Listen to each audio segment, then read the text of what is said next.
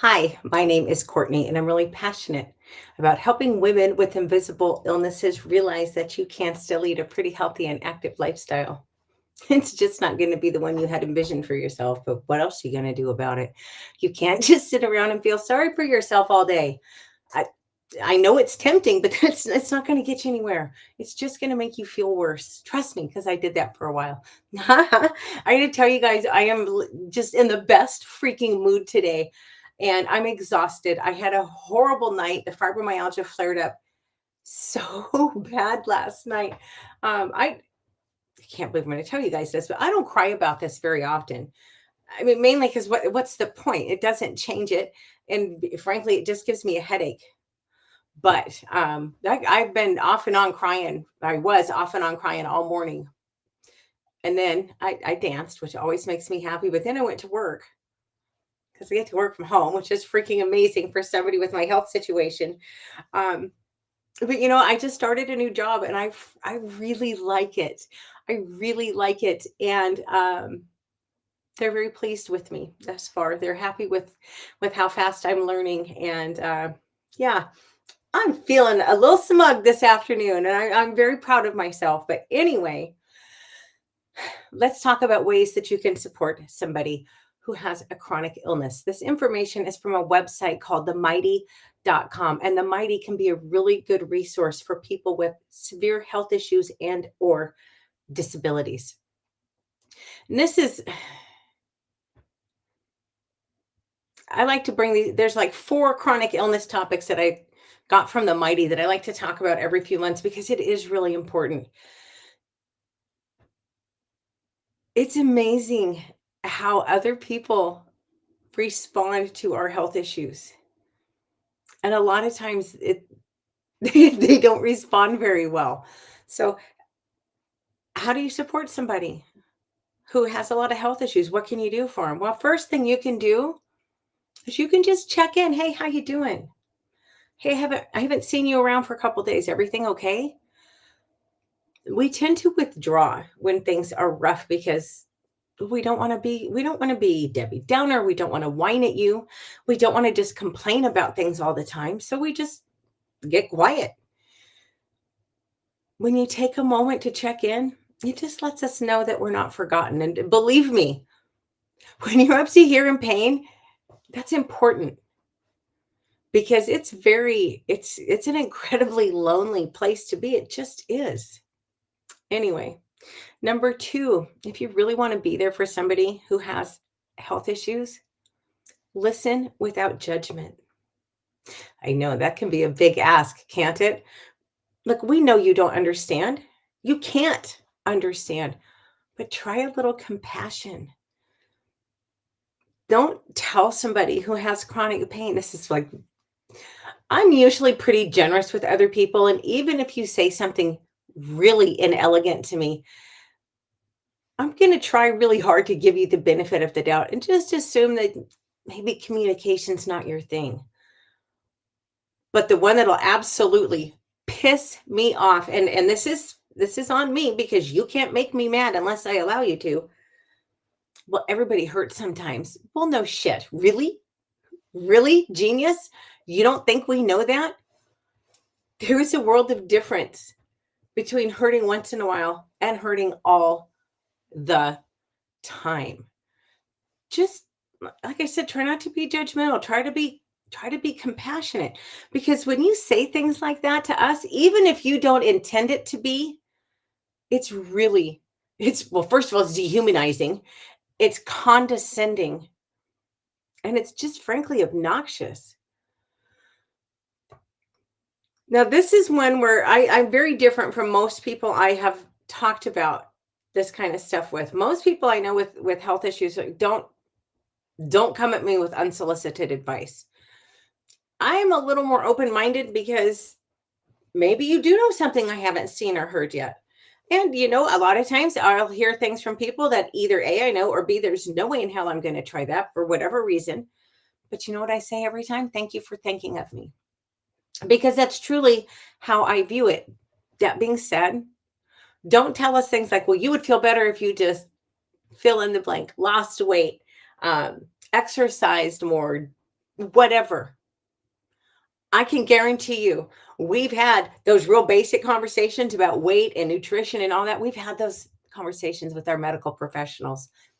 We don't need you to weigh in on that. We really don't. You need to understand too,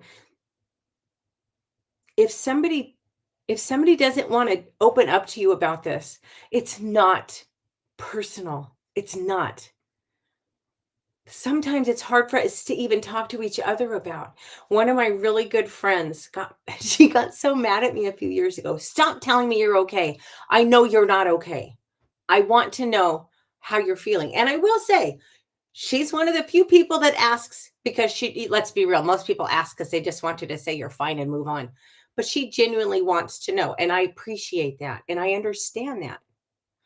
But what I explained to her was, look, if I am okay because I have to be. That's my choice is to be okay. And if I have to focus on it enough to put it into words, then in my opinion I'm focused on it too much. I try not to think about it more than I have to. Not being said, of course, I can't just blissfully put it out of my mind. It doesn't work that way, but I tried at least set it aside so that I can still lead a functional life. So if we don't want to talk about it, please don't take it personally. Number 3, you gotta roll with the punches. Look, we know it's obnoxious when we cancel plans at the last minute again, but it's not about you. Every time have to have this, every time I do this talk and get to this part, it just y'all wouldn't you'd be amazed at how many friends I've lost because I have health issues. How screwed, I mean, obviously they weren't good friends to begin with. But how screwed up is that? Oh my gosh, are you canceling again? You're such a flake. Or I don't know, maybe a different approach. Hey, I'm sorry you don't feel well.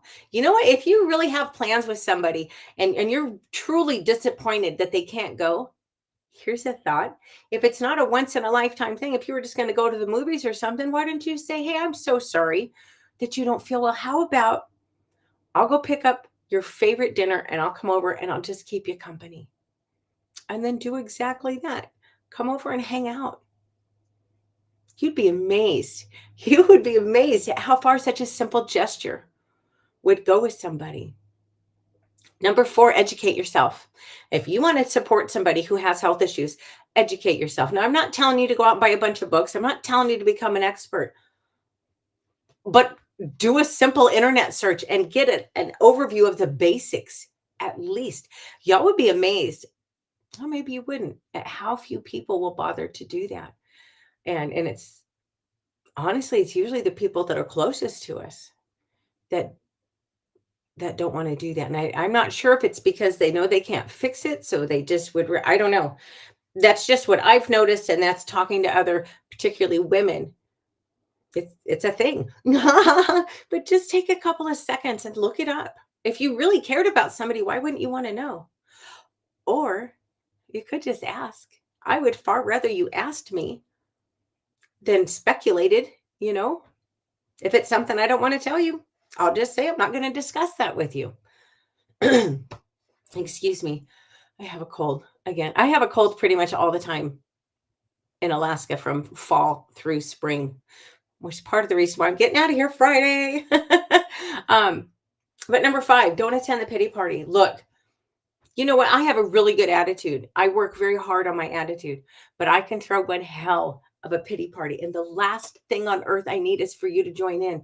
I get very bristled when somebody tells me that they feel bad for me. I feel so sorry for you. Don't feel sorry for me. I don't feel sorry for me.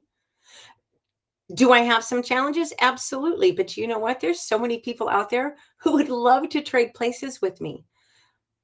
I'm aware of that. I'm still capable of getting up out of bed and exercising. I'm still capable of holding a job. I am tremendously, I was going to say functional, but that's not the word I'm looking for. I'm very active for somebody in my situation. I am very unusually active for somebody in my situation. But that being said, You bet your ass I feel sorry for myself sometimes. And what I generally do if I can't kick the mood, because I don't like to feel I find it just ridiculously counterproductive. It's an absolute waste of my time and energy. But if I can't kick the mood for whatever reason, okay. I give myself 24 hours and I poor pitiful pearl it up for 24 hours and boo-hoo and my life is so bad. And then after 24 hours, time's up. You better suck it the hell up, buttercup. And I pull myself together and I pull my shoulders back and I put a smile on my face because that's how I choose to go through the world.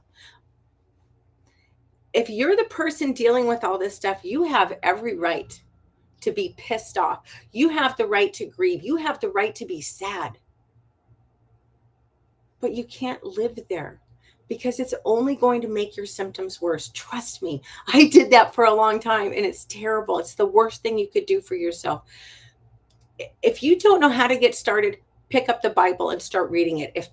Start with the Gospels would be my advice. If that doesn't appeal to you, go to the library, get online, look up, find somebody to help you come to terms with who you are. Personal development gets such a weird rap, but I will tell you what, it has made a tremendous difference in my life. And that is how I went from being a really severely depressed, angry, bitter person to somebody who's known for having a really good attitude in spite of all this craziness going on. Sorry, I got off track there a little bit. Number 6, don't be an enforcer. Look, sometimes I just want to go out with my girlfriends and kick up my heels and pretend that I'm a normal human being. And I want to have a cocktail too many and I want to have food that I shouldn't eat. Don't hover. You shouldn't do that. I know. Okay. I'm aware. But I'm also aware that I get really tired of my entire life being on a tightrope. And sometimes I just want to be a normal person and not worry about it. You're not the one that has to pay for it tomorrow. I am. So back off. Look, I know y'all intend, I assume that y'all intend good things when you do that. But we know. Be encouraging. It's not your place to be our police. It's not your place to be our conscience. If you want to be part of our lives, you need to be just a little supportive sometimes. Now, granted, if you see somebody constantly doing stupid things that are just making it worse, yes, by all means, you have every right to speak up at that point. But if they just want to go out once in a while and kick up their heels, keep your mouth closed because you don't understand the pressure that this shit comes with. A lot of pressure. It really does. There's relationship pressure. There's work pressure. There's just everything in our lives has changed. Which actually brings us perfectly to number 7. If you want to support somebody who has serious health issues, you need to just accept us. Look, we know that things have changed. We don't need you to say, well, you used to. Well, I can't anymore. I know that a lot more than you ever will. It bothers us so much more than you'll ever know. But why should I belabor the point? It's not going to change it. Okay, can't do that anymore. Sorry, that's the way it goes. I try to pick up the slack in other areas. That's all you can do. But you don't need to remind us that things have changed. We know. You need to understand, and I know this is hard for men because y'all want to fix everything. You can't fix this.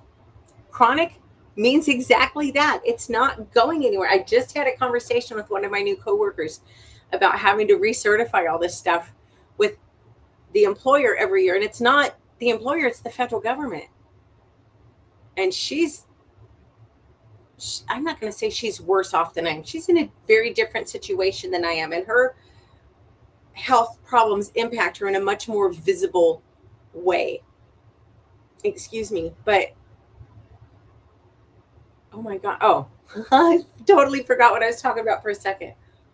But she said, that it's kind of degrading to have to. Yes, I'm still chronically ill. I'm still disabled. I'm going to always be this way. Our doctor should have to send in a letter if our situation improves. I don't think there's any point in having our doctors fill out forms every single freaking year saying that, hey, this lifelong health problem this person has, which is my friend's situation, not mine. She was literally born with her problems. But she has to recertify every year. How freaking crazy is that? Anyway, my new job is going so well. I am so very grateful for the opportunity. I am so grateful that these women have been very welcoming, and I really feel this is a good fit for me. And I think that having some of that stress of work off my shoulders, and I mean, not that this job's not going to have its own stresses, of course, I'm not that naive, but it's a more positive environment that suits me better. Now, I'm not slamming my old boss. A lot of people were very happy working with her, but because of my health being what it is, we couldn't find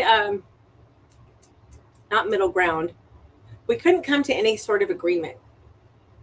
I need what I need for my health issues. She needs what she needs for the job. It is what it is. But it landed in a really good place, and I'm super excited about it. Anyway, I got to go because I got to go get something to eat, and then I got to get back to work. But I hope you guys have a great rest of your week. I will not be on the rest of the week because I'm flying back to Texas on Friday. And as you can maybe tell from the smile on my face, I'm a little excited about that because it is cold here and I'm already over it. And that's not good since it's the only end of October. Alaskan winters are very long. So yeah, I'm grateful to be getting out. Anyway, y'all take care. I will see you Monday. I don't know what time because I'm going to be in Texas, and that's